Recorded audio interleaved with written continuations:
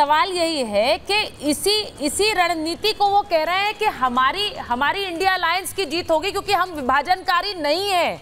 यही बात अखिलेश यादव कह रहे हैं कि हम विभाजनकारी नहीं है, हम सांप्रदायिक नहीं है। वो जाति भले ही ढूंढ ले एनकाउंटर में कि भाई मंगेश यादव है तो मारा है, वो भले ही बाहरी कह दे पूरे देश के लोगों को, चाहे देश भर के लोग कश्मीर जाएं, अगर वो वहां बस रहे हैं तो वो बाहरी है प्रोफेसर कुमार, वो नहीं है कश्मीर के लोग। ये डिवाइड कश्मीर और इंडिया, ये हम इसके खिलाफ तो लड़ते आए न जाने कब से कि कश्मीर भारत का हिस्सा है। एक बार फिर वहां जाकर कश्मीर और इंडिया वाली बात उन्होंने कर दी, और वो सांप्रदायिक नहीं है ना ही वो विभाजनकारी है। प्रोफेसर कुमार देखिए, ऐसा है जो मैंने पहले बात जहां पे छोड़ी थी कि अंग्रेजों ने रातों रात लोगों को लो कास्ट बना दिया था, क्रिमिनल कास्ट बना दिया था, क्रिमिनल ट्राइब बना दिया था, मार्शल रेस बना दिया था, तो वो तो चले गए। आज वही विभाजन करने के लिए हमारे देश के अंदर जो सोरोस बैठ के कह रहा है और जिन्होंने चीन के साथ गुप्त संधि कर रखी है, आज वही जाति का विभाजन वो इस देश में खड़ा कर रहे हैं। और मालूम है एक इनके घबराने की एक और सबसे बड़ी बात क्या है?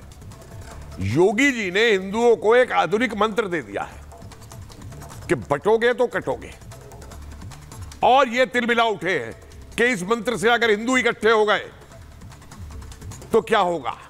और मैं तो ये कहूंगा कि योगी जी ने जो आधुनिक मंत्र दिया है, हर हिंदू को ये मंत्र का उच्चारण रोज सुबह शाम करना चाहिए, अपने बच्चों को सिखाना चाहिए ये मंत्र, कि जो सदियों से कटते चले आए इस जातिवाद की वजह से और उन चीजों की वजह से, और आक्रांता हावी होते रहे। और इन साहब से पूछिए जरा, ये जाति जाति कर रहे हैं, अरे किसी शेख की कुरैशी से शादी तो करा के दिखा दीजिए।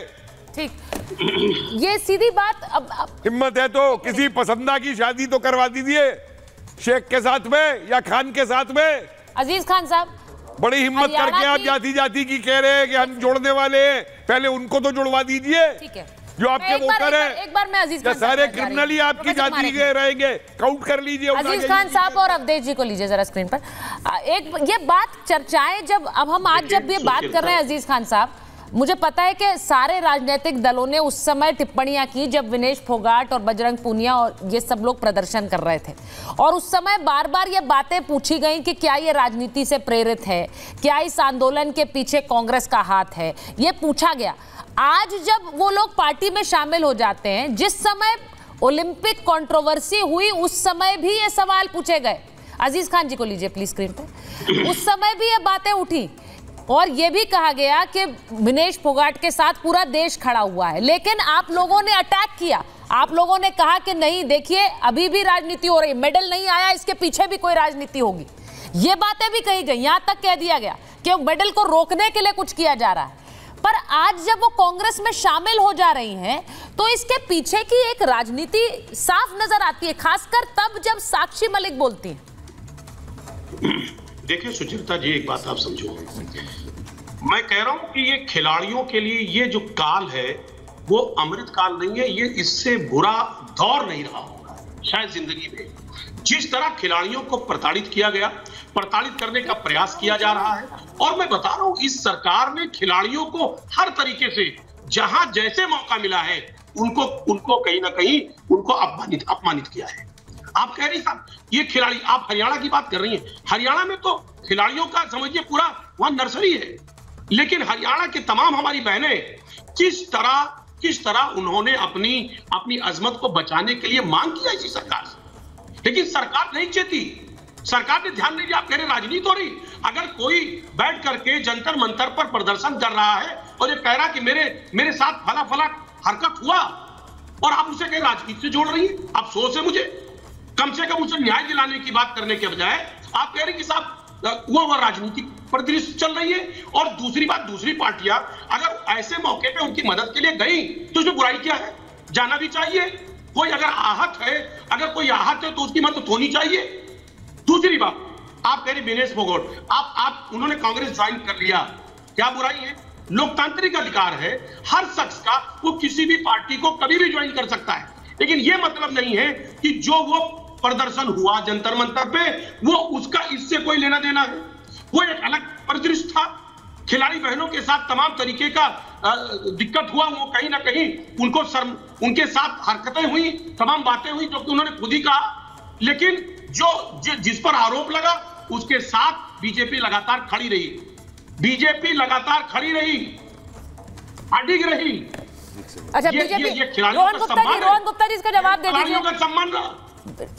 इसका जवाब दे दीजिए रोहन गुप्ता जी। वो कह रहे हैं कि वो जाहिर है बृजभूषण शरण सिंह की बात कर रहे हैं, लेकिन मैं फिर यही बात, हाँ रोहन गुप्ता जी जवाब दीजिए। हाँ मैं इसका जवाब देना चाहूंगा। देखिए जिस दिन से ये जो घटना बनी, जब जंतर मंतर पे बैठे, जब पहले ही दिन से उसके पीछे राजनीतिक सपोर्ट है, तो आप क्या कहेंगे, स्क्रिप्ट ही थी ना। अगर राजनीतिक लोग अगर मंच पे नहीं होते और अगर बेटी मांगती बिल्कुल होता, पर जब स्क्रिप्ट ही लिखी गई है जिसका समापन आज हुआ है, ये तो पूरा देश देख रहा है। और जो लोग भी इस मूवमेंट के साथ जुड़े, सबके लिए बहुत बड़ा धक्का है कि इसकी स्क्रिप्ट क्यों लिखी गई थी। कभी भी आपने देखा है क्या, अगर आप किसी के साथ अगर न्याय मांगते हैं तो क्या राजनीतिक लोग को साथ में आप बैठ के न्याय मांगेंगे? नहीं हो सकता है। ये स्क्रिप्ट कांग्रेस के दफ्तर से लिखी गई थी, जिसका पर्दाफाश आज देश के सामने हुआ है। अगर आपकी नियत में खोट नहीं होती तो राजनीतिक लोग आपकी स्टेज पे नहीं होते। अगर आपकी नियत में खोट नहीं होती तो बाकी लोग भी झूठ से, जो साक्षी मलिक ने कहा है उसमें बहुत गर्भित मैसेज है। मुझे बताइए बाकी भी जो प्लेयर्स हैं, बाकी सारे लोग हैं, क्यों सिर्फ 2 या 3 लोग, क्यों वो लोग? क्योंकि उनकी पहले से मंशा थी कि इसको राजनीति करना है और इसको भाजपा के खिलाफ लेके जाना है, और उसकी पूर्णाहुति है जो हरियाणा चुनाव आएंगे तब तक होगी, जिसको आज पूरे देश ने देखा है।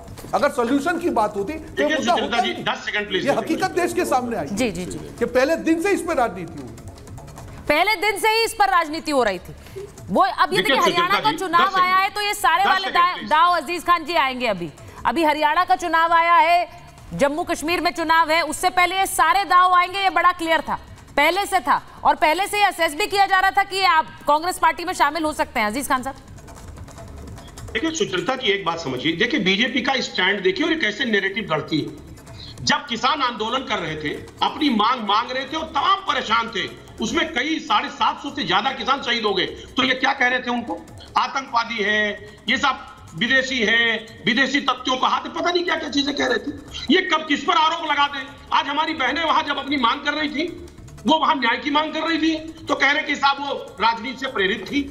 सवाल इस बात का यही, उत्तर प्रदेश में 69,000 शिक्षकों की भर्ती में इतना बड़ा गड़बड़ी हुआ, वो हमारे जब भाई नौयुवक जवान वो प्रदर्शन करते रहे, उन पर लाठियां भांजी गई कि साहब ये अराजक तत्व है। तो सवाल इस बात का, आप किसको क्या बना दे, ये कुछ नहीं कहा जा सकता। हकीकत यह है कि उनके साथ न्याय नहीं हुआ, बहनों के साथ, हरियाणा की बहनों के साथ न्याय नहीं हुआ, खिलाड़ी बहनों के साथ न्याय नहीं हुआ, किसानों के साथ न्याय नहीं हुआ। एक बात आप जान लीजिए रोहन जी, ये देश समझता है, हर बात को समझता है। आप कितना भी नैरेटिव सेट करें, आप बहनों के साथ नैरेटिव सेट करें, हमारे युवाओं के साथ नैरेटिव सेट करें, किसानों के साथ नैरेटिव सेट करें, क्या आप समझते हैं कि लोग आप गुनहगारों में जाति ढूंढेंगे, पूरा देश देख रहा है।